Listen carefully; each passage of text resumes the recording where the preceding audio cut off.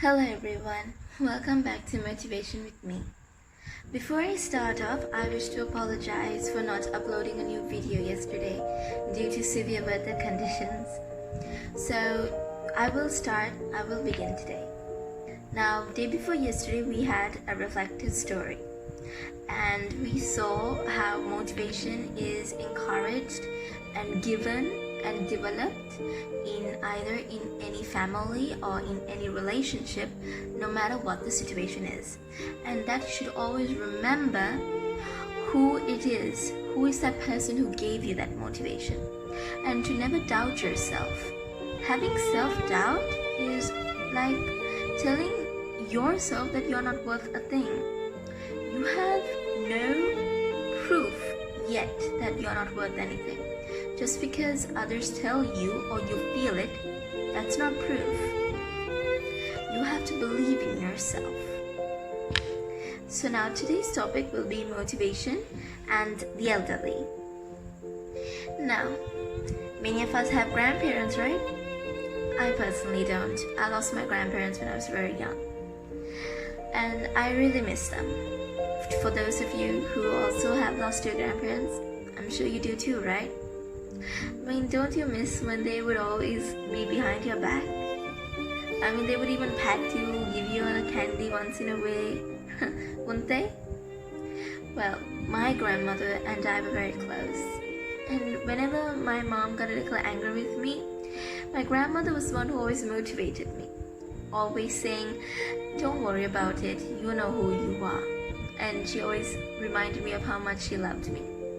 Reminding someone of how much you are loved is also a type of motivation. I mean, okay, just imagine someone tells you that they love you. It doesn't have to be your grandparents, even your parents or a loved one, even a friend. If they say I love you, that's like something very special, isn't it? It's like, wow, I feel so special. You know, when you keep telling to another person that they love you or you love them, it's a good feeling, don't you think? I mean, you feel it, don't you? I mean, you feel like, wow, like it's like a wow feeling, right? So that's the kind of feeling I got from my grandmother, and I was very, very young, and I would do a lot of naughty stuff, because come on, we were kids, right? Who doesn't do any naughty stuff? And my mom would get really mad at me. But my grandmother was the one who always motivated me. Whenever I cried, she was there. When I was happy, she was there. Apparently, I don't have her now, but I always know that she's with me. So remember, for those of you who have lost a loved one, especially an elderly like a grandmother or grandfather, know that you're not on the journey of your life alone. They're right next to you. I mean, that's why they went to heaven first, so they can watch over you. You know, you may not hear it, but they're whispering words of encouragement to you when you sleep. That is itself motivation. Otherwise, tell me this. Have you ever felt like you get up in the morning with such amazing ounces of energy that you want to make use of the whole day? When have you not felt that? You don't feel lazy or like tired or anything. You feel so energetic. You feel so lively. You feel like, I'm gonna make the best of this day. So can you see, that is motivation, but you don't know from where it came from. But I can guarantee you from where it came from. It's your grandparents slowly whispering in your ear, a loved one. Now, what about the elderly we have now, like who are alive, still living? From my experience, they are the ones who really need the motivation as well. As much as our young teenagers and our youth, they too need it. Because, see, they're at the final stage of their lives, right? So they need to know that they're not alone. They need to know that we are not going through this phase or this time in life alone. So when they want to know that fact, that they're not alone, that's when we should motivate them as the youth, as whatever we are. Even if you're an adult, it's your responsibility to motivate the elderly.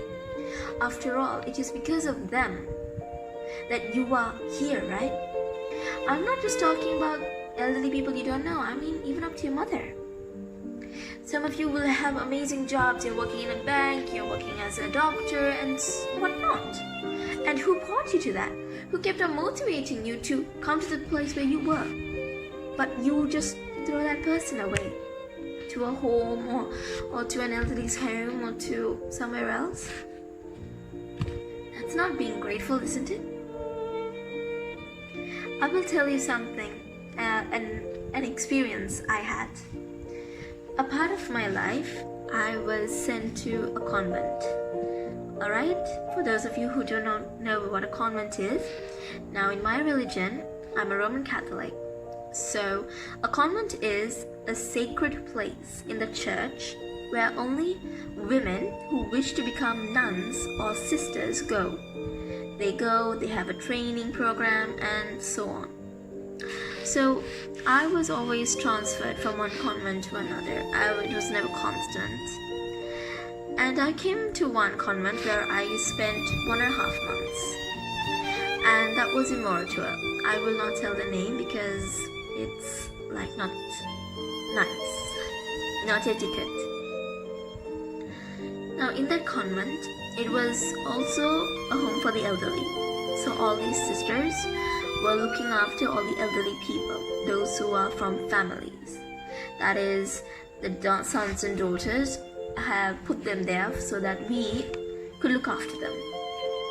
Now since I was part of that congregation, I was also tasked to either feed them or wash the dishes for them, talk to them, and so on.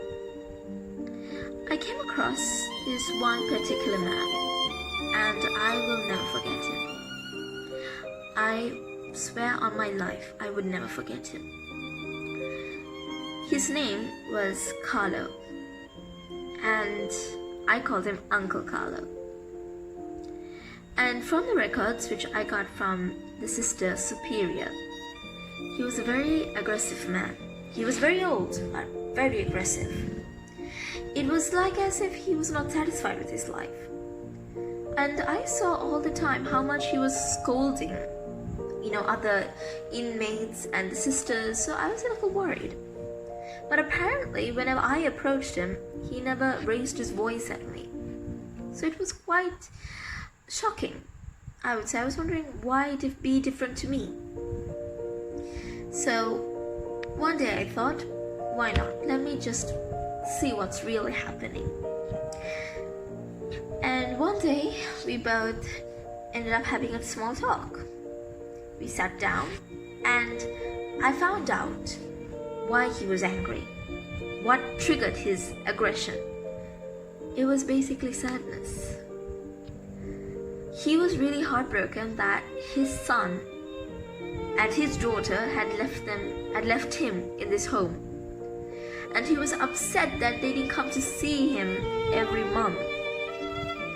He was so angry with God that he was always telling that God had abandoned him. When I saw this anger, this frustration, this sadness, I felt really bad. I felt so empathetic towards him. Not sympathetic, empathetic. And that's when I remembered 3 stories. 3 special stories that I got from a very special book from my aunt who is in Australia. So, in that book, I've been having it now for 21 years. I've been having it for a very long time. In that book, it was a storybook. It was a book containing all mini stories. It was really fun, full of pictures and colors. I still have it. I told Uncle Carlo stories from that book. 3 stories. To make him understand why he was in this situation, why he was in this part of life. Now he told me first that he was angry that his children had left him and that he had no one and that they won't even visit him. See, they're old, right? They're old people. Their mentality is reducing, their emotions are rising. So when that happens, you must know how to control it, how to calm the emotions and make them understand by giving them a full picture. Never give a half picture. Don't ever do that, because they will not understand the full image. If they don't understand the full image, they are going to, frustrate even more. So when I told him these 3 stories, he then understood what was his mistake. He actually told me that he understood it, why his son and daughter couldn't come visit. I made it realize that his son and daughter had families of their own, and they were busy, they were working, they had to look after their kids, right? So obviously they had a lot of responsibilities that they only made time to see him once a year. If they didn't have any, they would obviously see him every month or every weekend. For the problem where he thought that he was abandoned, I told him, if he thought he was abandoned, why does his son and daughter even come to visit him even for that year? I mean, if he was abandoned, they wouldn't even bother to come visit him at all, right? What do you think? Obviously, if you think that people have abandoned you, that means that they don't even talk to you. They don't even come visit you. They will even come and visit you annually or monthly or weekly. It doesn't matter. You must never misunderstand that. But however, the elderly do. The elderly are more prone, are more vulnerable to misunderstanding. And that's when they need to be motivated to understand a full picture, not a half picture. So, constantly, I motivated Uncle Carlo to see the good side of life, to see the little things in life, and for him to be grateful for that. He had his life, he had his health, he had a roof under his head, he had good meals in his belly, he had a warm bed, he had all the comfort, he had a huge garden, he could walk around. For those small things, Uncle Carlo didn't realize it until it was directed to him. So can you see what motivation did to him? Motivation led him to understand that there was much more in life, that life was a much more bigger picture. It made him understand the same mindset he had when he was young. Now, I'm not telling you to pressurize them. Never pressurize an elderly to understand the full picture. If they don't get it, keep repeating it to them. I know it will sound like a drag. I know it will be like, oh, why am I doing this? I'm repeating this non-stop and this person is not getting it. I get it. I really do.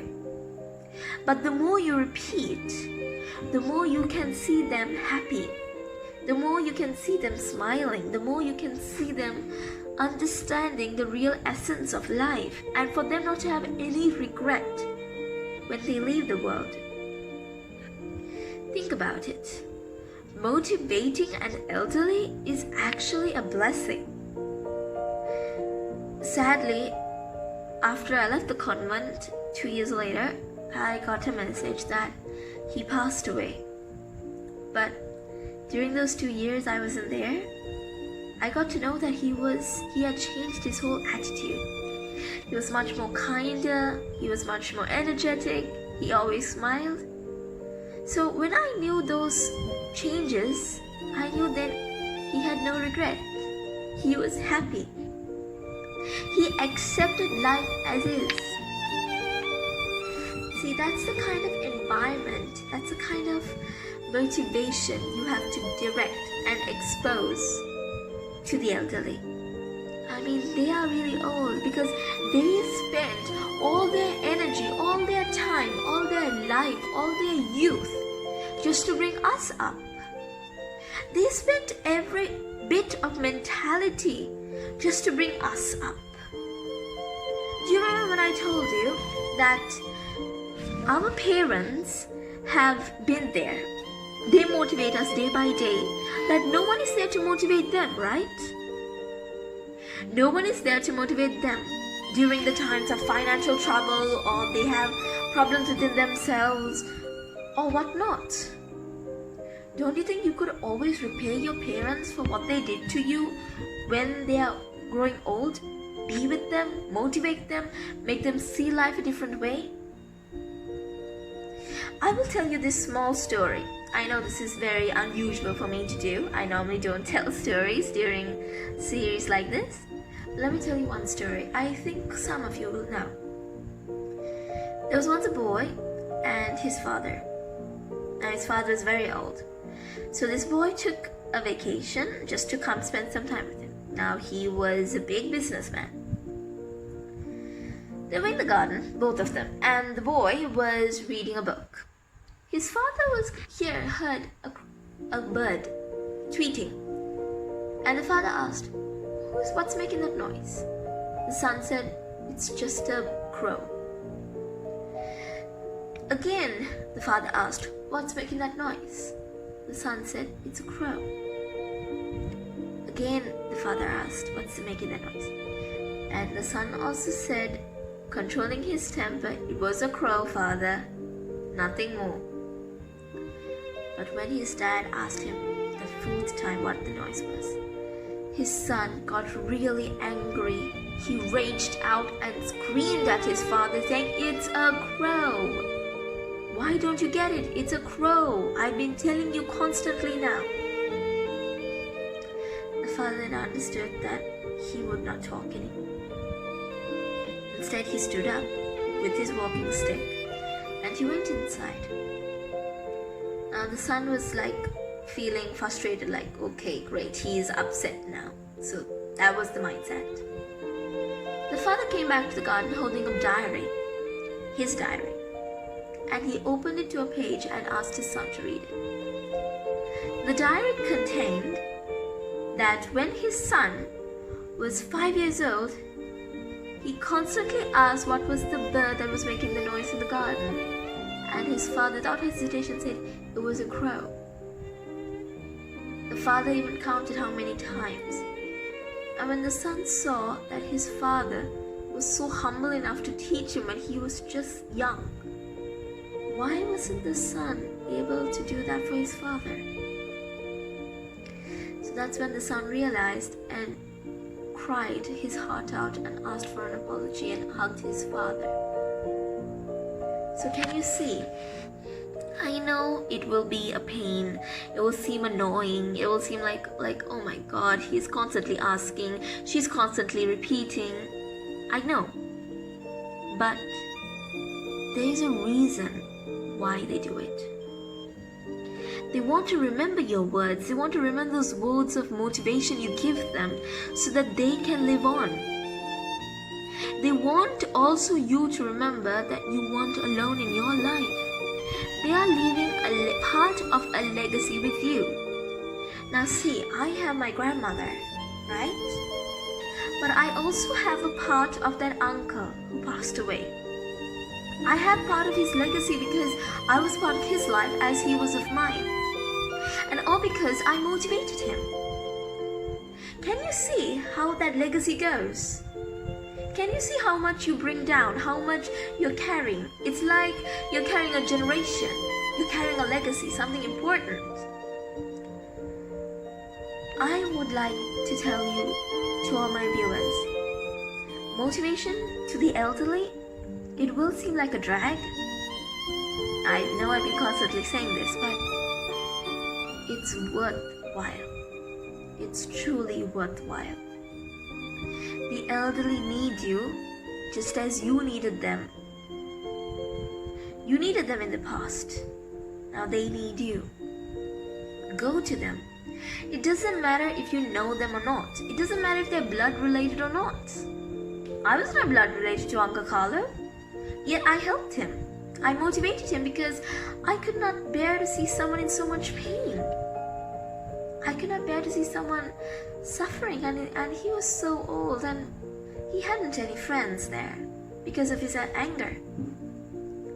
I would not advise you to charge in at a person an elderly who is having anger issues and all, no. But help them understand. Motivate them that life is great. Even if you're old, even if it's almost your time, there's still so much for you to be thankful for. You must give them that kind of motivation, that kind of atmosphere. There is so much. There's so much to give. Because when you give, only will you get back. And I got back plenty. I've got back really plenty just by helping. I'm not joking. I'm not saying that I've earned money. No, I'm really poor. But I've earned happiness. A happiness I can't even describe because it fills me to such extent that I'm satisfied when I help someone. Especially if it's an elderly. Remember to help. Helping never costs you anything. A smile never costs you anything. A few words of motivation, of encouragement, never costs you anything. Those are the only things which are free and which can give you permanent happiness. Believe me, I'm telling it from experience. So, I hope you all enjoyed this video, and don't forget to always help the elderly, motivate them, encourage them. They are your future because they are still molding you, and till the day we die, we're always going to learn something new. Helping is the start.